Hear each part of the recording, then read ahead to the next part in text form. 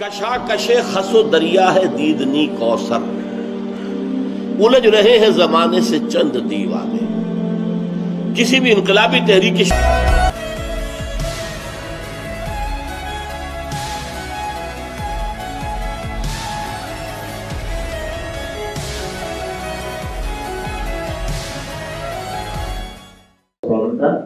واپس آواز آ گئی تو پہلا سوال اصل میں کچھ ایک اور ریکویسٹ آئی ہے کہ کچھ ساتھی نئے آئے تو قاسم بھائی شروع میں اپنا تھوڑا سا تعارف کرا دیں اپنے بارے میں، کب سے خواب آ رہے ہیں، تھوڑا سا خوابوں کے بارے میں بتا دیں۔ تو پہلا سوال کیا؟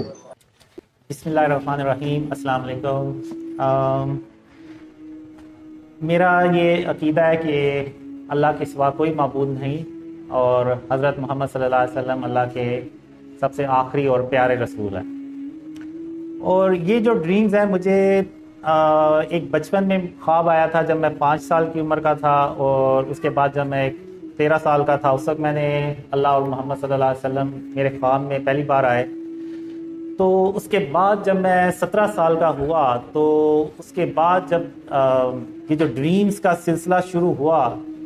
تو یہ آج تک چلتا آ رہا ہے، اور یہ ڈریمز کا سلسلہ جو ہے نا کبھی رکا نہیں ہے۔ یعنی اگر آپ یہ کہیں کہ میں دوپہر کے ٹائم بھی کوئی آدھے گھنٹے کے لیے بھی سو گیا ہوں تو مجھے کوئی نہ کوئی ڈریم ضرور آئے گا۔ اس میں ہوتا یہ کہ جو رینڈم ڈریمز ہوتے ہیں یہ تو بھول جاتے ہیں مجھے، یعنی اٹھتے ساتھ ہی وہ بھولنا شروع ہو جاتے ہیں، لیکن انہی میں پھر ایسے ڈریمز آتے ہیں جس میں اللہ یا محمد صلی اللہ علیہ وسلم آتے ہیں،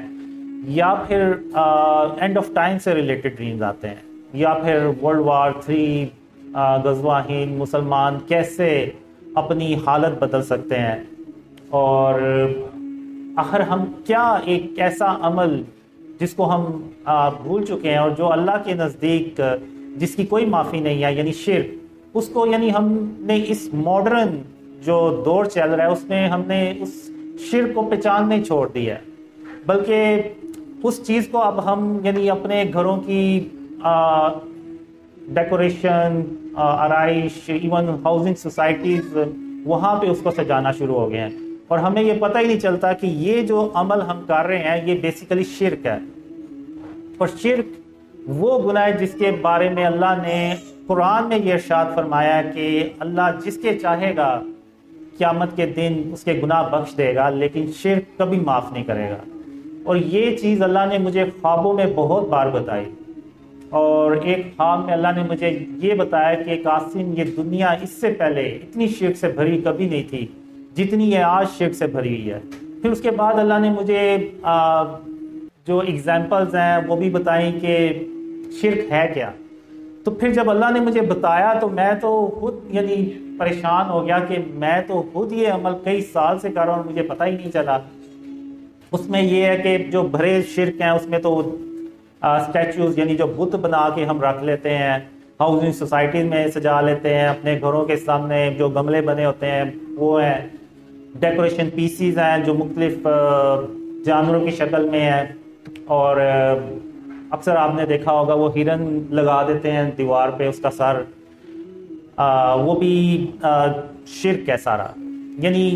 اور اس کے علاوہ اگر آپ دیکھیں تو جو مزاروں پہ جا کے لوگ سجدے کرتے ہیں، منتیں مانگتے ہیں، یہ بھی سب فارم آف شرک ہے۔ اور جو تصویریں ہم گھروں میں لگا دیتے ہیں، یعنی وہ تصویریں جو فزیکل ہیں، ایک تو یہ ہے نا کہ ڈیجیٹل ہے، ابھی ہم نے خود یہ فوٹو سیشن تصویریں بنوائی ہیں اور ویڈیو بھی بن رہی ہے، تو یہ ایک ڈیجیٹل ہے۔ اس کا یعنی آپ کہہ لیں کہ یہ کوئی فزیکل فارم نہیں ہے، بس ایک ڈیجیٹل عکس ہے کہ جب آپ موبائل کی سکرین آف کرتے ہیں، کمپیوٹر آف کرتے ہیں تو سب ڈیٹا میں کنورٹ ہو جاتا ہے، یعنی اس کا وجود ختم ہو جاتا ہے۔ لیکن جو تصویر دیوار پہ لگی ہوئی ہے، یہ ہم ساری لائٹیں بند کر کے بھی یہاں سے چلے جائیں گے نا تو اس کا وجود وہاں پہ موجود رہے گا، تو یہ فارم آف شرک ہے۔ ایک ڈریم میں ایون اللہ نے مجھے یہ بھی بتایا تھا کہ قاسم اگر تم نے تصویروں کو ہی دیکھنا ہے تو ہندو بھی تصویروں کو ہی دیکھتے ہیں، تو تم میں اور ان میں پھر فرق ہی کیا رہ جاتا ہے۔ اور پھر ایک ڈریم میں یعنی اللہ نے مجھے یہ بھی سمجھایا کہ جو ہم موویز دیکھتے ہیں تو موویز میں ہم دیکھتے ہیں کہ وہ ہم تو زیادہ تر انڈین موویز ہی دیکھتے ہیں، تو اس میں ہر تقریباً مووی میں وہ ایک باطل خدا دکھاتے ہیں شروع میں، اور اندر بھی وہ باطل خدا کی وہ چیزیں دکھاتے ہیں کہ ہیرو ناکام ہو رہا تھا اور باطل خدا نے اس کی مدد کی اور وہ کامیاب ہو گیا، اور یہ پھر ہم موویز اپنے رشتہ داروں دوستوں کو بتاتے ہیں کہ آپ بھی دیکھیں بڑی اچھی یہ مووی ہے. تو یعنی ہم یہ مووی دیکھ کے نا شرک کرتے ہیں، ایسا شرک جس کا ہمیں پتہ ہی نہیں ہے. اب اللہ جو ہے نا وہ تمام جہانوں کا رب ہے، تو فلم بے شک ایک وہ فیک سٹوری ہے، فیک جہان ہے، اس کا بھی رب اللہ رب العالمین ہی ہو سکتا ہے اور کوئی نہیں ہو سکتا. تو اس میں بھی اللہ کی وحدانیت ہی دکھائی جائے تو ہم وہ مووی دیکھیں، ورنہ ہم وہ مووی نہ دیکھیں، کیونکہ وہ بھی پھر وہ شرک کے زمرے میں آئے گی. کیونکہ ہم جب اب شروع میں میں بھی بات کرتا تھا تو وہ کہتے ہیں ہم نے دیکھی ہے، ہم نے یقین تھوڑی کیا کہ وہ ہم اس کے باطل خدا پہ ہم نے یقین تھوڑی کر لیا. یقین نہیں کیا تو پھر ہم دوسروں کو کیوں کنوینس کرتے ہیں کہ آپ بھی دیکھیں یہ بھی اچھی مووی ہے. تو ہم زبان سے کہہ دیتے ہیں لیکن دل اور دماغ سے نہیں مانتے. تو شرک جو ہے نا وہ صرف ہم نے زبان سے یہ اقرار نہیں کرنا کہ اللہ کا کوئی شریک نہیں ہے، بلکہ ہم نے جو اپنے عمل سے بھی یہ بات اللہ کو پروف کرنی ہے کہ ہم عملی طور پہ بھی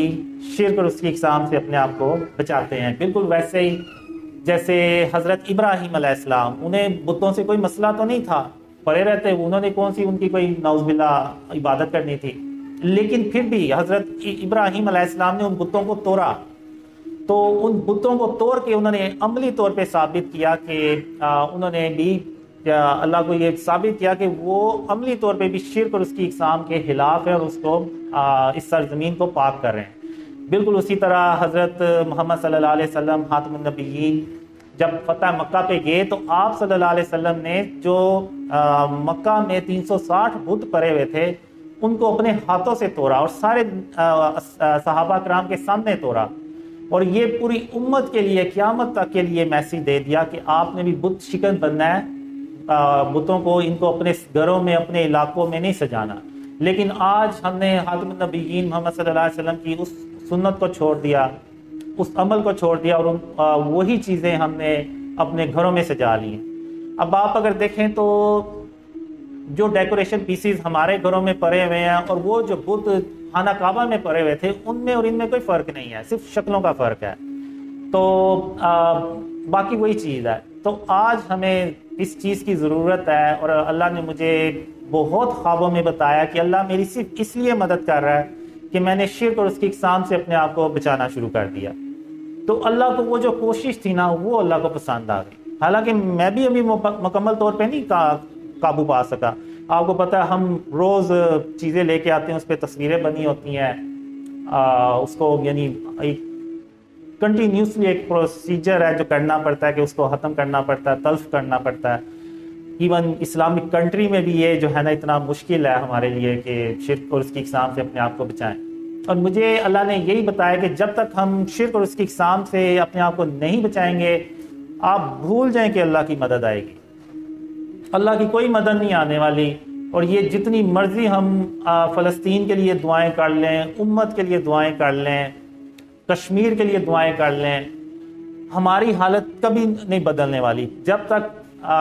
ہم اپنے آپ کو شرک اور اس کی اقسام سے نہیں بچا لیتے. تو یہ میرا آپ لوگوں کو میسیج بھی ہے. تو اب ہم انشاءاللہ کویسچن آنسر کی طرف چلیں گے. اچھا جی، پہلا سوال جو ہے کہ کلثوم سعید کی طرف سے ہے، اور کلثوم سعید نے پوچھ لی ہے کہ ورلڈ وار 3 کے متعلق جو خواب محمد قاسم نے دیکھے ہیں اور مسلمانوں کے عروج کے دور کب اور کہاں سے شروع ہوگا، اور کیا مسجد الاقصی گرا دی جائے گی یا مسلمان مسجد الاقصی کو آزاد کروا لیں گے؟ ورلڈ وار 3 یا غزوہ ہند آپ کہہ لیں، جو میں نے ڈریمز میں دیکھا ہے کہ ابھی پچھلے سال جو میں نے ڈریم میں دیکھا تھا کہ جب چھوٹی جنگیں شروع ہو جائیں اور وہ بھری جنگوں میں کنورٹ ہو جائیں تو وہ پھر یعنی ورلڈ وار 3 کی طرف جاتی ہے بات. اور جو ڈریمز میں آیا تھا وہ یہی ہے کہ جو اسرائیل ہے نا، سب سے پہلے تو وہ فلسطین کے ایریے میں کاروائیاں کرتا ہے، اور فلسطین کے ایریے میں ایک اہم جگہ پہ وہ ایک عمارت بنانا شروع کر دیتا ہے. تو جب وہ عمارت بنانا شروع کرتا ہے تو مسلمان صرف احتجاج ہی کر سکتے ہیں، اس کے علاوہ وہ کچھ بھی نہیں کر سکتے. پوری دنیا میں احتجاج ہوتا ہے لیکن وہ کچھ نہیں کر پاتے. اب واللہ عالم ہو سکتا ہے کہ یہ مسجد اقصیٰ کی جگہ پہ وہ کچھ کوئی ایسی بلڈنگ بنائے جس کی وجہ سے وہ پوری دنیا کے مسلمان احتجاج کرتے ہیں لیکن کر کچھ نہیں پاتے، اور وہ جب بلڈنگ بن جاتی ہے تو اس کے بعد میں دیکھتا ہوں کہ اس کی بیس میں ایک دھماکہ ہوتا ہے، اور وہ دھماکہ ایسا ہوتا ہے کہ اس سے کے نتیجے میں نا ایک ڈسٹ سٹورم اٹھتا ہے جو ایسے چاروں طرف پھیلتا ہے، اور وہ اتنا شدید طوفان ہوتا ہے کہ اس میں آپ کہہ لیں کہ عرب کنٹریز کی جو بڑی بڑی عمارتیں ہیں نا وہ تباہ ہوتی ہیں، اس میں بہت سارے ملک اس میں اس کی زرد میں آتے ہیں، ایجپٹ آتا ہے، سوڈان، سعودی عرب، سیریا، عراق، ادھر سے آپ دبئی، قطر، یعنی یہ سارے جو عرب کنٹریز ہیں نا وہ اس کی زرد میں آتے ہیں۔ اور ایک ڈریم میں نے دیکھا کہ وہ کاروائیاں کرتے ہیں، پھر اسرائیل کاروائی کرتا ہے، پھر رشیا بھی جو ہے نا وہ پروکسی وارز کے تھرو وہاں پہ گروپ بندی کرتا ہے، اور وہاں پہ وہ ہانہ جنگی ٹائپ ماحول شروع ہو جاتا ہے۔ پھر کرتے کرتے امریکہ جو ہے نا وہ اوپنلی اس جنگ میں شامل ہو جاتا ہے، اور وہ پھر ورلڈ وار 3 بن جاتی ہے۔ اب اگر تو یہ چیزیں شروع ہو گئیں، یہ جو اسرائیل اور فلسطین کا ریسنٹلی جو کچھ بھی چل رہا ہے، تو آپ بھول جائیں، یعنی پھر مسلمانوں کے اوپر برا وقت ہی ہے۔ میں نے دیکھا ہے، میں بات کرنا تو نہیں چاہ رہا، لیکن جو میں نے ڈریمز میں دیکھا وہ یہی ہے کہ مسلمان بہت زیادہ پستے ہیں، بہت زیادہ ان کو شکست بھی ہوتی ہے، اور بہت بڑی تعداد میں مسلمان مارے بھی جاتے ہیں، اور یہ عمل تب تک جاری رہتا ہے جب تک کہ غزوہ ہند نہ ہو جائے۔ مڈل ایسٹ میں یہ سارا کچھ چل رہا ہوتا ہے، لیکن پاکستان میں اللہ اپنی رحمت سے پاکستان کے لوگوں کو ڈریمز کا بتا بھی دیتا ہے، اور ان کو پاکستانیوں کو سمجھ بھی آ جاتی ہے، اور وہ ہم اس ملک کو شرک اور اس کی اقسام سے پاک کرتے ہیں۔ جب ہم اس ملک کو شرک اور اس کی اقسام سے پاک کرتے ہیں تو اللہ کی جو رحمتیں اور برکتیں ہیں نا وہ اس ملک میں نازل ہونا شروع ہو جاتی ہیں، اور ملک تیزی سے ترقی کرتا ہے۔ اور اس میں نے دیکھا ہے کہ اللہ پاکستان کو 3000 کالے رنگ کے ناقابل شکست جہاز بھی دیتا ہے، اور وہ جہاز وہ ہوتے ہیں جو جس کو دیکھ کے انڈیا کی اکیلے ہمت ہی نہیں پڑتی پاکستان پہ اٹیک کرنے کی، اور پاکستان اللہ کی مدد سے کشمیر بھی آزاد کرتا ہے۔ تو اب دوسری طرف مڈل ایسٹ میں جب وہ سب کچھ تباہ کر دیتے ہیں، اور ادھر سے پاکستان ترقی کر رہا ہوتا ہے، تو آپ کو پتہ ہے کافی لوگوں سے تو یہ کبھی بھی ہضم نہیں ہوگا پاکستان ترقی کرے گا، اور خاص طور پہ انڈیا سے تو کبھی نہیں ہوتا۔ انڈیا جنگ کرنے کی کوشش کرتا ہے، لیکن کالے رنگ کے جنگی جہازوں کی وجہ سے وہ کچھ کر نہیں پاتا۔ تو وہ پھر جو جنگ ہوتی ہے نا مڈل ایسٹ میں، اس کو پھر وہ پاکستان پہ لے کے آتے ہیں، اور یعنی چونکہ پاکستان ترقی بھی کر رہا ہوتا ہے تو وہ کافی لوگ کہتے ہیں کہ ہم پاکستان کو اگر ہم نے ادھر ہی روک لیا تو روک لیا، نہیں تو یہ کل کو ہمارے اوپر حکومت کرے گا۔ تو وہ اس نظریے سے بھی نہ سارے ہندوستان میں جمع ہوتے ہیں، اور پاکستان اکیلا ایک طرف ہوتا ہے۔ اس میں یہ ہوتا ہے کہ وہ اللہ اپنی رحمت سے ڈریمز پھیلاتا بھی چلا جاتا ہے، اور بہت سارے مسلمان یعنی اسلام کا جو آخری قلعہ ہے پاکستان، اور جہاں پہ غزوہ ہند لڑی جانی ہے، اور جہاں سے خاتم النبیین محمد صلی اللہ علیہ وسلم کا جو سچا اسلام ہے وہ پھیلنا ہے، تو اس کے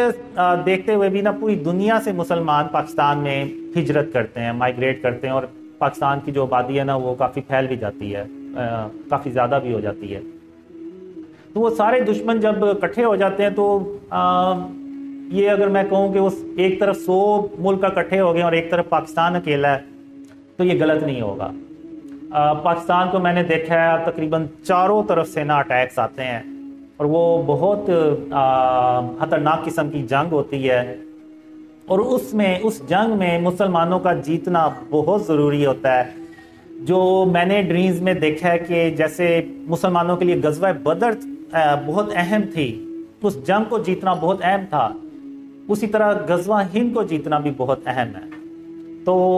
اللہ کی مدد سے وہ پاکستان جنگ جیت جاتا ہے، اور پھر پاکستان مڈل ایسٹ میں جاتا ہے، اور وہاں پہ رشیا اور امریکہ جیسی سپر پاورز کو شکست دینے کے بعد پوری دنیا میں اکیلا اللہ کی مدد سے سپر پاور بن جاتا ہے، اور پھر پاکستان جو ہے وہ خاتم النبیین محمد صلی اللہ علیہ وسلم کا جب سچا اسلام پوری دنیا میں پھیلاتے ہیں تو وہ پوری دنیا امن سے بھر جاتی ہے، اور وہ امن جو ہے وہ تقریباً 7-8 سال چلتا ہے، اور پھر اس کے بعد قیامت کی بڑی نشانیاں، یعنی دجال آتا ہے، پھر اس کے بعد یاجوج ماجوج نکلتے ہیں، اور پھر عیسیٰ علیہ السلام وہ بھی تشریف لاتے ہیں واپس۔ اللہ ماشاء اللہ، اللہ سبحانہ تعالیٰ اس میں بدلتی دیتا ہے۔ اگلا سوال پاکستان سے ہوتا ہے، احمد ارسلان سوال ہے پاکستان سے، یہ پوچھتے ہیں کہ مڈل ایسٹ میں مسلمان مشکل میں ہوں گے تو ان کو پاکستان کیسے لایا جائے گا، اور جب وہ پاکستان آ جائیں گے تو ان کی رہنے کی کیسے پاکستان میں اہتمام کریں گے؟ کیونکہ بھائی نے بتایا تھا کہ نیوز میں پاپولیشن پاکستان کی 700 ملین یعنی 70 کروڑ ہو جائے گی اور بہت زیادہ لوگ ہوں گے۔ کیسے پاکستان آئیں گے؟ موسٹلی تو جو مسلمان ہیں وہ خود اپنی کوشش سے پاکستان آتے ہیں، لیکن اس میں پاکستان کی جو حکومت ہے وہ بھی ان کی بھرپور مدد کرتی ہے، اور خاص طور پہ جب مڈل ایسٹ میں جنگ ہوتی ہے اور ترکی وغیرہ میں، تو وہاں سے لوگوں کو نکال کے تو پاکستان لے کے لایا جاتا ہے، لیکن لوگ خود بھی آتے ہیں، اور حکومت پاکستان دونوں کی کوششوں سے یہ سب ہوتا ہے، اور غریب تو یہی ہے کہ اللہ کی جو مدد ہوتی ہے اسی سے یہ سب ممکن ہوتا ہے۔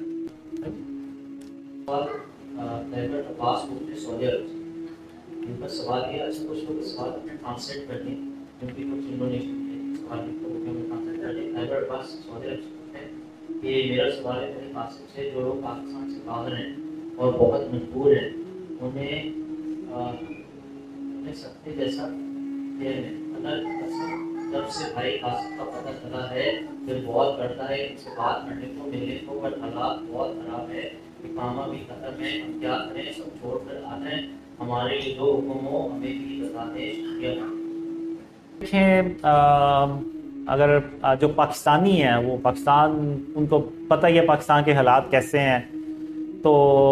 اگر تو وہ آ سکتے ہیں تو ٹھیک ہے، لیکن جو پاکستان سے یعنی دوسری نیشنز ہیں جیسے انڈونیشیا، ملیشیا، یورپ سے ہیں،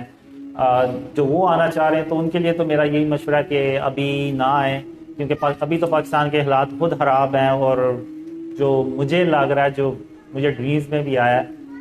میرا نہیں حال کہ پاکستان کے حالات کوئی اتنی جلدی ٹھیک ہونے والے ہیں،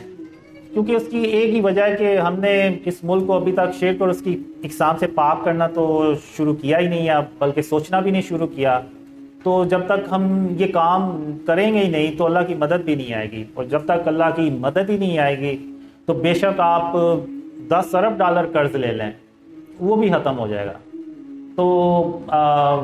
میرا تو یہ مشورہ ہے کہ آپ جہاں پہ سیٹ ہیں آپ صبر کریں اور وہیں پہ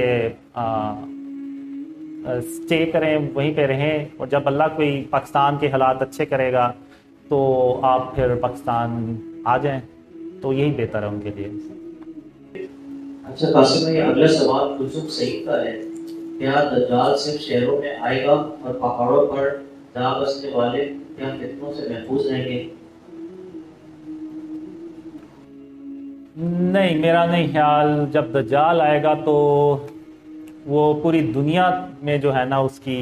آپ کہہ لیں چند دنوں کی حکومت آپ کہہ لیں وہ ہوگی، تو پہاڑوں پہ آپ چلے جائیں یا جہاں مرضی چلے جائیں وہ پہنچ ہی جائے گا وہاں پہ، صرف اس جگہ شاید اس جگہ وہ نہیں پہنچ سکے گا جہاں پہ اللہ نے اپنی رحمت سے لوگوں کو بچایا ہوگا، چھپایا ہوگا، تو باقی ہر جگہ ہی وہ پہنچے گا۔ قاسم بھائی اگلا سوال یہ ہے، اور یہ سوال پوچھنے والے ہیں حسین، یہ پوچھتے ہیں قاسم بھائی کے فاروق کے مطابق دجال پہلے ایک مذہبی شخص ہوگا اور شیطان اس کی مدد بھی کر رہا ہے طاقتیں حاصل کرنے کے لیے، تو اس کا مجھے سمجھ نہیں آیا کہ وہ مذہبی بھی ہے اور شیطان اس کی مدد بھی کر رہا ہے، بیک وقت اس کا بتا دیں تھوڑا۔ دجال جو ہے وہ میں نے اپنے ڈریمز میں یہی دیکھا ہے کہ وہ ایک نیک اور پرہیزگار شخص ہوتا ہے، پہلے ہوتا ہے، جس لائک آپ دیکھیں اگر جیسے شیطان تھا ابلیس، وہ بھی پہلے بڑا نیکوکار تھا اور صرف ایک عمل کی وجہ سے وہ شیطان بن گیا، تو دجال بھی واقعی وہ میں نے اپنے ڈریم میں نیک ہی دیکھا ہے. ایون اللہ مجھے مثالیں دیتا تھا کہ تم بھی ویسے بنو, تو میں ویسا بن نہیں پا رہا تھا جس طرح کہ اللہ چاہ رہا تھا کہ میں اس طرح کا ہو جاؤں. تو لیکن ایسا کچھ ہوتا ہے جس کی وجہ سے وہ جو دجال ہے وہ میرا مذاق اڑاتا ہے, یا اس طرح سے کچھ عمل وہ کرتا ہے جس کا اللہ کو سخت ناپسند آتا ہے اس کا یہ عمل. تو وہ جو ہے نا وہ پھر اسی طرح ہی جیسے شیطان غلط راستے پہ چلا جاتا ہے, وہ بھی پھر اس غلط راستے پہ چلا جاتا ہے. اس کو جو پاورز ملتی ہیں اس کو وہ پھر شیطانی طریقے سے اس کو اپ گریڈ کرتا ہے, اور شیطان خود اس کی رہنمائی بھی کرتا ہے ان پاورز کو اپ گریڈ کرنے میں. اور اس کے پاس ایسی پاورز ہوتی ہیں کہ ایک ڈریم میں مجھے اللہ نے بتایا کہ جو ہم موویز میں دیکھ سکتے ہیں نا, دجال ان کو ریالٹی میں کر سکتا ہے. تو اتنی زیادہ اس کے پاس پاورز ہوتی ہیں. تو اس طرح واقعی وہ میں نے ڈریمز میں دیکھا کہ وہ واقعی نیک انسان ہوتا ہے لیکن بعد میں نہیں ہوتا. اور مجھے 2003 سے لے کے 2005 تک بہت زیادہ ڈریمز آئے جن میں یعنی اینڈ آف ٹائم سے ریلیٹڈ سارے وہ ڈریمز تھے, جن میں یاجوج ماجوج آ رہی ہے, ہم ٹرین پہ عیسیٰ علیہ السلام سے ملنے جا رہے ہیں, دجال باہر آ رہا ہے. لیکن اللہ نے کبھی اس کو دجال کہہ کے نہیں تھا بلایا. یعنی مجھے ڈریم میں پتہ چلتا تھا کہ وہ دجال ہے, لیکن اللہ نے کبھی نہیں تھا کہا. تو اس لیے اگر آپ نے دیکھا ہو تو میں نے جب شروع میں اپنی ویڈیوز شیئر کی تھی نا ٹیکسٹ فارم میں, گرین سکرین اور اس کے اوپر وہ ٹریکس جو ہے نا وہ سکرول کرتا ہے اوپر کی طرف, تو اس میں نے اس کو ایک پاورفل مین لکھ کے تو مینشن کیا ہوا ہے, کیونکہ اللہ نے مجھے کنفرم ہی نہیں تھا کیا کہ یہ واقعی دجال ہے. تو گرمیوں میں اگست 2015 میں اللہ نے مجھے پہلی بار ایک خواب میں اللہ نے اس کو دجال کہہ کے بلایا تھا کہ قاسم دجال 4 گھنٹوں کے لیے بے ہوش ہو گیا, تو 4 گھنٹوں کے بعد وہ ہوش میں آ جائے گا تو تم یہاں سے بھاگ جاؤ. تو وہ پہلا ڈریم تھا جس میں اللہ نے اس کو دجال کہہ کے بلایا تھا. اور اس کے بعد جتنی بھی میں نے ویڈیوز بنائی اور جتنا بھی میں نے جب بھی اس کا ذکر کیا تو اس کو میں نے دجال کہہ کے ہی بلایا تھا. تو یعنی اس سے یہ ظاہر ہوتا ہے کہ شاید اس وقت وہ اس غلط راستے پہ نکل چکا تھا, تبھی اللہ نے اس کو دجال کہہ کے بلایا. جی قاسم بھائی, یہ سوال ہے سوالیہ گجرات انڈیا سے. ان کا سوال یہ ہے کیا انڈین مسلمانوں کے لیے کوئی پیغام ہے, اور کیا امت مسلمان کی عورتوں کے لیے کوئی خاص پیغام ہے, کیا عورتیں جنگ میں حصہ لے سکتی ہیں؟ جی اب اس میں یہ ہے کہ انڈیا کے جو مسلمان ہیں انہیں اینڈ آف ٹائم سے ریلیٹڈ حدیثوں کو ضرور پڑھنا چاہیے, اس پہ عمل بھی کرنا چاہیے, کیونکہ جو پاکستان ہے نا یہیں سے خاتم النبیین محمد صلی اللہ علیہ وسلم کا جو سچا اسلام ہے وہ پھیلے گا. اگر آپ نے دیکھا ہو تو آپ کو لگتا ہے آپ نے سنا بھی ہوگا, ویڈیوز بھی دیکھی ہوں گی کہ جو انڈیا کے مسلمان ہیں وہ ہم پاکستان کے جو مسلمان ہیں ہم کو وہ اچھا نہیں سمجھتے کچھ اس طرح سے, آپ کو بھی اندازہ ہوگا. تو میں ان سے یہی کہوں گا کہ مسلمان جہاں کہیں بھی ہیں وہ سب بھائی ہیں, چاہے وہ ہندوستان میں رہ رہے ہوں, چاہے وہ پاکستان میں رہ رہے ہوں, چاہے وہ افغانستان میں ہوں, انڈونیشیا, ملیشیا, یورپ, امریکہ, جہاں کہیں بھی ہوں, افریقہ کے کسی ملک میں ہوں, سب ہم بہن بھائی ہیں, سب مسلمان ہیں. تو ہمیں کسی کے خلاف کوئی کینہ اور بغض نہیں رکھنا چاہیے, اور اس چیز کو سمجھنا چاہیے کہ جو پاکستان ہے اس کو آپ کہہ لیں کہ اللہ نے خود بنایا ہے اس ملک کو, اور اسی ملک سے اللہ ساری برائیاں ختم بھی کرے گا اور اپنی رحمتیں اور برکتیں بھی نازل کرے گا, اور یہیں سے خاتم النبیین محمد صلی اللہ علیہ وسلم کا سچا اسلام پوری دنیا میں پھیلائے گا. تو میں انڈیا کے مسلمانوں سے یہی کہوں گا کہ وہ ان خوابوں پہ بھی غور کریں, اور پاکستان کی جو اہمیت ہے اس کو بھی اس پہ بھی غور و فکر کریں. اور باقی جو بات رہی کہ کیا خواتین جنگوں میں شامل ہو سکتی ہیں, بالکل ہو سکتی ہیں. اگر آپ دیکھیں تو پاکستان آرمی میں فیمیلز بھی ملیں گی آپ کو, ایون جہاز اڑانے یہ جو جیٹ فائٹرز ہیں اس میں بھی فیمیلز پائلٹس آپ کو نظر آئیں گی. اور اگر آپ پرانی جنگیں دیکھیں مسلمانوں کی تو اس میں بھی خواتین جنگوں میں حصہ لیتی تھیں, جو زخمی ہو جاتے تھے یا اس طرح سے ان کو کھانا پینا. تو اور خواتین جو ہیں یہ آبادی کا تقریباً 50% حصہ ہوتے ہیں. تو اس یعنی ہمیں اگنور نہیں کرنا چاہیے, اور ان کا جو اسلام میں جو رتبہ ہے وہ ہمیں اس پہ یعنی ان کو اسی رتبے پہ رکھنا چاہیے. سوال جب مسجد اکثر گرائی جائے گی تو حضرت عیسیٰ علیہ السلام کہاں پر؟ اصل میں ایکچولی میں نے مسجد اقصیٰ کو یعنی شہید ہوتے نہیں دیکھا اپنے ڈریمز میں, لیکن میں وہی 2 ڈریمز کی بات کروں گا کہ جس میں نے دیکھا کہ اسرائیل مسلمانوں کی جگہ پہ کوئی بلڈنگ بناتا ہے اور مسلمان صرف احتجاج کر سکتے ہیں اور اس کے علاوہ کچھ بھی نہیں. تو وہی میں نے دیکھا ڈریم میں. تو عیسیٰ علیہ السلام تب آئیں گے جب دجال آ چکا ہوگا اور یاجوج ماجوج باہر نکل رہے ہوں گے, تب عیسیٰ علیہ السلام آسمان سے اتریں گے. تو اس سے پہلے جنگیں ہوں گی, World War III, غزوہ ہند, اور پھر دوبارہ وہ جو مسلمان اپنے کھوئے ہوئے علاقے ہیں وہ واپس لیں گے, امن آئے گا, خوشحالی آئے گی تقریباً 7 سال. اس کے بعد یہ سارا کچھ ہوگا, یعنی اس کے بعد عیسیٰ علیہ السلام آئیں گے. تو میرے خیال سے اس وقت عیسیٰ علیہ السلام ابھی تشریف نہیں لے کے آئے ہوں گے. سوال انہی کا ہے اور یہ انڈونیشیا سے پوچھ رہے ہیں. میں پوچھنا چاہوں گا کہ قاسم بھائی نے آپ کو انڈونیشیا کا خواب دکھایا تھا, خاص طور پر مشہور انڈونیشیا کے علماء یا استاد جنہوں نے بھائی قاسم کے خواب پر یقین کرنا شروع کیا, اور جناب برادر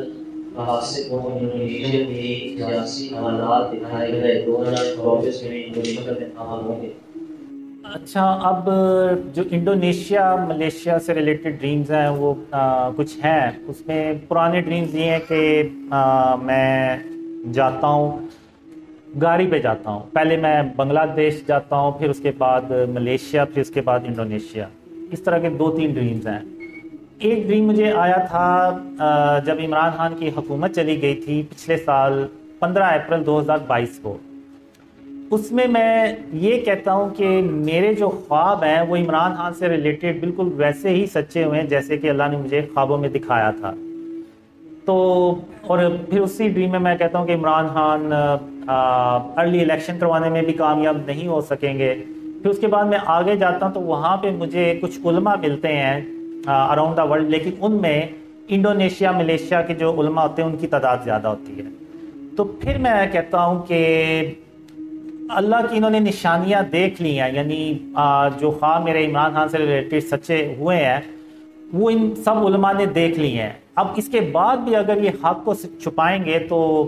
یہ یعنی زیادتی کریں گے, ان کو ایسا نہیں کرنا چاہیے. تو پھر اس کے بعد میں دیکھتا ہوں علماء جو انڈونیشیا ملیشیا سے ہیں وہ اس پہ زیادہ بلیو بھی کرتے ہیں اور اس بات کو آگے پھیلاتے بھی ہیں کہ قاسم کے جو خواب ہیں یہ عمران خان سے ریلیٹڈ سچے ہوئے ہیں. تو قاسم میں جو وہ خواب ہیں جو دوسرے یعنی پاکستان کی خوشحالی سے ریلیٹڈ, اسلام کی سربلندی سے ریلیٹڈ, وہ بھی سچے ہوں گے. پھر بس اینڈ میں یہی ہوتا ہے کہ میں اپنے گھر کے باہر ہوتا ہوں اور کافی لوگ ارد گرد جمع ہوتے ہیں, جیسے وہ کوئی سننے کے لیے آئے کہ جیسے کوئی اسپیچ ہے یا اس طرح کی کوئی چیز ہے. تو بس وہ یہ ایک ڈریم تھا.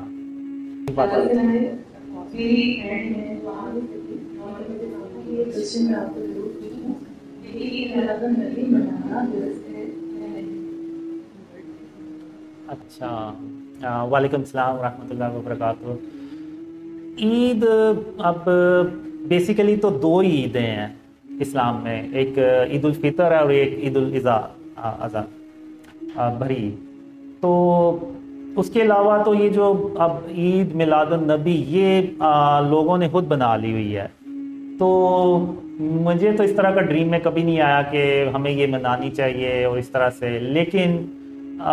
میں آپ کو اتنا بتا دوں کہ جو مجھے پہلا ڈریم آیا تھا جس میں دیکھتا ہوں کہ خاتم النبیین اور محمد صلی اللہ علیہ وسلم اور اللہ میرے خواب میں پہلی بار آتے ہیں, یعنی جب جو 13 سال کا میں جب تھا تو وہ مجھے 12 ربیع اول کو ہی آیا تھا وہ ڈریم. تو اگلے دن وہ چھٹی ہوتی ہے تو اس رات کو یعنی مجھے ڈریم آیا تھا. تو وہ دن میں آج تک نہیں بھول سکا. وہ دن ایسا تھا کہ میں سارا دن بس خوش رہا, ہنستا ہی رہا, کوئی بات نہیں تھی ہوتی, اور میں جو ہے نا وہ ہنس پڑتا تھا جب تک کہ میں سونے نہیں چلا گیا. تو ویسا دن آج تک مجھے نہیں آیا. وہ بس اس لیے تھا کہ وہ مجھے ڈریم کی وجہ سے, وہ میرے اندر جو ایک خوشی تھی, روحانی خوشی جس کو آپ کہہ لیں, وہ تھی. باقی اس کے علاوہ مجھے کبھی یہ نہیں آیا کہ ہم جو ہے وہ عید, یعنی جو اس کو عید کا درجہ دیں یا اس کو ایسے ہم منائیں جیسے آج کل ہم منا رہے ہیں. تو اب اگر ہم نے محمد صلی اللہ علیہ وسلم سے سچی محبت کا اظہار کرنا ہے تو اس کا اللہ نے سب سے بہترین رستہ بتا دیا ہوا ہے. اب اللہ سے بہتر رستہ تو کوئی نہیں بتا سکتا, اور وہ رستہ یہی ہے کہ ہم آپ صلی اللہ علیہ وسلم پر درود اور سلام بھیجیں, کثرت سے بھیجیں, جیسے کہ اللہ اور اس کے فرشتے جو ہیں وہ بھی خاتم النبیین محمد صلی اللہ علیہ وسلم پر درود اور سلام بھیجتے ہیں. تو اس کے لیے ایک دن مقرر کرنا کہ بس اسی دن ہم نے ان سے محبت کا اظہار کرنا ہے, تو یہ میرے خیال سے مناسب نہیں ہوگا. ہمیں ہر روز ہی آپ صلی اللہ علیہ وسلم پر درود اور سلام بھیجنا چاہیے. تو میں یہی کہوں گا کہ ایسا ایونٹ منانے سے بہتر ہے کہ ہم آپ صلی اللہ علیہ وسلم پر درود اور سلام بھیجیں, اور یہی اللہ اور اس کے فرشتے جو ہے نا وہ اللہ کی یہ سنت بھی ہے. تو بس میرے پاس تو یہی جواب ہے اس کا. السلام علیکم. میرا سوال ہے کہ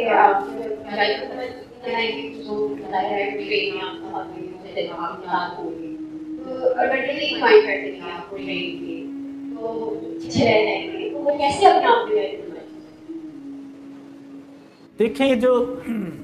ٹرین والا ڈریم ہے نا, یہ بالکل اینڈ آف ٹائم سے کے قریب ہوتا ہے. اب وہ ٹرین میں کون لوگ ہوتے ہیں؟ وہ ہوتے بیسیکلی وہی ہیں جو میرے ساتھ شروع سے ہوتے ہیں. اب ایک ڈریم میں یہ ہوتا ہے کہ جب دجال باہر آتا ہے تو اللہ مجھے کہتا ہے کہ ان لوگوں کو پہاڑ پہ لے جا کے تو چھپا دو. تو میں وہ ایک پہاڑ ہوتا ہے جہاں پہ ان لوگوں کو جا کے چھپا دیتا ہوں. اب وہ ایسا پہاڑ ہوتا ہے کہ جہاں پہ دجال جو ہے نا وہ نہیں پہنچ پاتا, اور اس کے باہر ایک بڑا سا دروازہ آتا ہے جس کو میں خود بند کرتا ہوں, اور میں کہتا ہوں کہ جب تک میں واپس نہ آ جاؤں آپ لوگوں نے ادھر ہی رہنا, ادھر سے باہر نہیں نکلنا. تو وہ پھر دجال جب اپنا سارا کام بھی کر چکا ہوتا ہے تو پھر میں کافی, یعنی آپ کہہ لیں کہ 5-6 ہفتے لگ جاتے ہیں. اس کے بعد میں واپس آتا ہوں, پھر میں ان لوگوں کو ٹرین پہ بٹھاتا ہوں, اور پھر ایک سرکش انسان ہوتا ہے اس کو مارنے جاتا ہوں. تو میں کہتا ہوں کہ جب میں واپس آؤں گا تو ہم پھر یہاں سے ہمیشہ کے لیے نکل پڑیں گے عیسیٰ علیہ السلام کو جوائن کرنے کے لیے. تو ان کو میں ٹرین پہ بٹھا دیتا ہوں. جب وہ اس سے میری لڑائی ہو رہی ہوتی ہے, وہ اللہ کی مدد سے اس کو مار دیتا ہوں, تو اس کے بعد مجھے دائیں جانب سے محمد صلی اللہ علیہ وسلم کی آواز آتی ہے کہ قاسم جلدی گھر پہنچو, یاجوج ماجوج باہر نکل آئے. اب یہ سن کے تو میں دوڑ لگاتا ہوں واپس اس جگہ جہاں پہ وہ ٹرین میں نے لوگوں کو بٹھایا ہوتا ہے, کہ اس سے پہلے کہ یاجوج ماجوج وہاں پہنچے مجھے پہنچنا ہوگا. تو جب میں ادھر جاتا ہوں تو سب اللہ کی رحمت سے ٹھیک ہوتا ہے, یاجوج ماجوج ابھی وہاں پر نہیں پہنچے ہوتے. تو پھر ہم اس ٹرین کو وہ اللہ کے حکم سے وہ چلتی ہے, اور راستے میں یاجوج ماجوج جو ہے نا وہ اٹیک کرتے ہیں. ہوتا یہ ہے کہ میں ٹرین کے اوپر چڑھ جاتا ہوں کہ ان کیس اگر راستے میں یاجوج ماجوج نے اٹیک کیا تو میں ان کو اللہ کے نور سے مار دوں گا. اب جب ہم جا رہے ہوتے ہیں تو میں وہ ایسے نیچے نا زمین کی طرف دیکھتا ہوں کہ یاجوج ماجوج نیچے سے کہیں سے اٹیک کریں گے. تو اب اچانک ایک تیز آواز آتی ہے, تو میں اس آواز کی طرف جب دیکھتا ہوں نا تو میں ایسے اوپر دیکھتا ہوں, تو اوپر ایک جو بہت لوور کلاؤڈز ہوتے ہیں نا اس کے پیچھے سے ایک وائٹ کلر کا یاجوج ماجوج نکلتا ہے, اور اس کو دیکھتے ساتھ ہی میں کہتا ہوں یہ تو ایسے جیسے آسمان سے اتر رہے ہیں. تو وہ بیسیکلی آسمان سے نہیں آ رہے ہوتے, انہوں نے جمپ لگایا ہوتا ہے اتنا ہائی کہ وہ لگ ایسے رہا ہوتا ہے کہ وہ آسمان سے آ رہے ہیں. تو وہ پھر میں ان کو اللہ کے نور سے مار دیتا ہوں, اور پھر ہم عیسیٰ علیہ السلام کے پاس پہنچتے ہیں. تو وہ جو لوگ ہوں گے وہ اللہ اپنی رحمت سے جن کو چنے گا وہی وہ ٹرین پہ جائیں گے, اور وہی عیسیٰ علیہ السلام کے ساتھ پھر ملتے ہیں, اور پھر ہم عیسیٰ علیہ السلام کے ساتھ ہی رہنا شروع کر دیتے ہیں.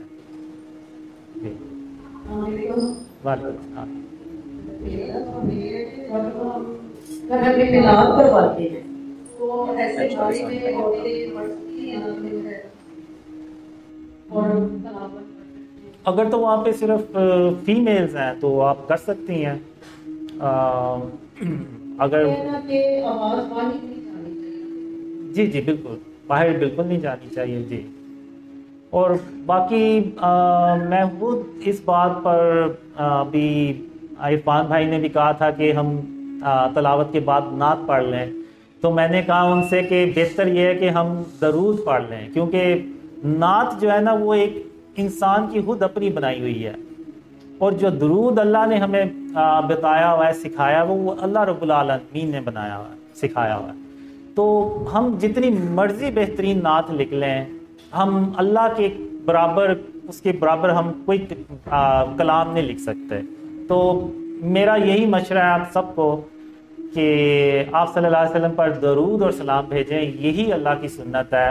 اور اسی سے ہی اللہ خوش ہوتا ہے. ہم جتنا مرضی کر لیں, ہم اللہ کے سے بہتر کلام نہیں بنا سکتے.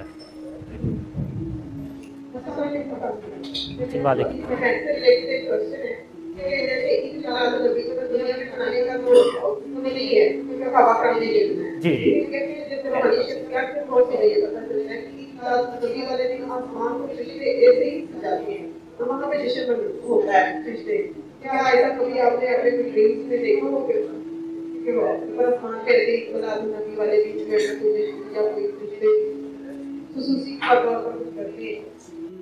نہیں, میں نے کبھی ایسا ڈریم میں نہ دیکھا ہے, نہ مجھے اللہ نے اس طرح سے کچھ سکھایا ہے کہ تم بھی ایسا کرو. تو نہیں, مجھے ایسا کبھی نہیں میں ڈریم میں آیا. اور میں پھر ایک بات وہی کہوں گا کہ ایک میں آپ کو ڈریم سناتا ہوں. اس ڈریم میں یہ ہوتا ہے کہ میں اللہ سے کہتا ہوں کہ یا اللہ میں جو ہے نا وہ ایسا ہی ہوں, نماز پڑھی نہیں پڑھی نہ پڑھی, اور کوئی نیک کام تو میرے لیے ہے ہی ویسے ہی مشکل ہے. تو مجھے کوئی ایسا شارٹ کٹ بتا کہ جس سے تو خوش ہو جائے اور تو مجھے کبھی اکیلا نہ چھوڑے. تو اللہ نے مجھے کہا کہ قاسم تم یہ 3 کام کرتے رہو, میرا تم سے وعدہ ہے کہ میں تمہیں کبھی اکیلا نہیں چھوڑوں گا. تم جہاں کہیں بھی ہوگے, جس جہان میں بھی ہوگے, میں تمہیں کبھی اکیلا نہیں چھوڑوں گا. تو اللہ نے پہلا جو عمل بتایا مجھے وہ یہ کہ شرک اور اس کی اقسام سے اپنے آپ کو بچاتے رہنا. اور کیا قاسم میں قیامت کے دن جس کے چاہوں گا گناہ بخش دوں گا, لیکن میں شرک کبھی معاف نہیں کروں گا. اور قاسم اس غلط فہمی میں کبھی مت پڑنا کہ میں قیامت کے دن شرک معاف کر دوں گا. یعنی اللہ بہت بار ریپیٹ کرتا ہے اس چیز کو. اور دوسرا اللہ نے مجھے بتایا کہ صبح و شام میری یعنی اللہ رب العالمین کی تعریف کے ساتھ تسبیح کرتے رہنا. اور تیسرا کام اللہ نے مجھے یہ بتایا کہ قاسم محمد صلی اللہ علیہ وسلم پر درود اور سلام بھیجتے رہنا. تم یہ 3 کام کرتے رہو, میرا تم سے وعدہ ہے, میں تم جہاں کہیں بھی ہو, جس جہان میں بھی ہوگے, میں تمہیں کبھی اکیلا نہیں چھوڑوں گا. تو پھر وہی یعنی عید میلاد ایک خاص دن مقرر کرنا نہیں چاہیے ہمیں روز جب بھی یاد آئے ہمیں محمد صلی اللہ علیہ وسلم پر درود اور سلام بھیجنا چاہیے. اور یہ اللہ کو بہت پسند ہے. اور آپ یہ دیکھیں کہ خاتم النبیین محمد صلی اللہ علیہ وسلم, ان کا نام اللہ نے اپنے نام کے ساتھ خود لکھا ہے. تو ہم یعنی اللہ کا شکر ادا نہیں کر سکتے کہ ہم اللہ نے ہمیں محمد صلی اللہ علیہ وسلم کا امتی بنایا. اور ایک میں نے ڈریم دیکھا, تو اس ڈریم کے بعد میں نے کہا کہ اپنے آپ سے کہا کہ ایون محمد صلی اللہ علیہ وسلم کا امتی ہونا بھی اللہ کی ایک خاص رحمت ہے, ورنہ بہت سے لوگ ہیں جو ان کے امتی میں شامل ہی نہیں ہو سکے, حالانکہ وہ ہو سکتے ہیں یعنی کافر لوگ جیسے. تو اس ڈریم میں میں نے یہ دیکھا کہ جو خاتم النبیین محمد صلی اللہ علیہ وسلم کا جو قد ہے نا, وہ اللہ کے عرش تک چھو رہا ہوتا ہے. اور اب جیسے میں یہاں پہ کھڑا ہوں, سانس لے رہا ہوں, تھوڑا بہت یعنی جتنا بھی میں چاہوں میں بالکل سٹل نہیں ہو سکتا, یعنی ہلکا پھلکا ہلوں گا. تو وہ محمد صلی اللہ علیہ وسلم بھی نا سانس ایسے لے رہے ہوتے ہیں, اور اللہ کے عرش کے اور ان کے بیچ میں کوئی گیپ نہیں ہوتا. یعنی جو کپڑا ہوتا ہے نا انہوں نے, آپ صلی اللہ علیہ وسلم نے ایسے لپیٹا ہوتا ہے, وہ یعنی رگڑ کھا رہا ہوتا ہے اللہ کے عرش کے ساتھ. اور اللہ کا جو عرش ہے نا وہ ایسے ہوا میں جھول رہا ہوتا ہے ایسے. تو میں کہتا ہوں کہ یعنی جن نبی کا جو قد ہے وہ اللہ کے عرش کو چھو رہا ہے، اور صرف ان کے سانس لینے کے اللہ کا جو عرش ہے وہ ہوا میں جھول رہا ہے، تو اس سے بڑی یعنی اور کیا کامیابی ہو سکتی ہے. تو پھر میں نے کہا کہ یہ اللہ نے یعنی ہمارے اوپر بڑی خاص رحمت کی ہے کہ ہمیں اپنی رحمت سے ان کا امتی بنایا ہے. تو میں پھر وہی کہوں گا کہ ہمیں آپ صلی اللہ علیہ وسلم پر درود اور سلام بھیجنا چاہیے، اور یہی ان سے سب سے بہتر محبت کا اظہار ہے. جی وعلیکم السلام.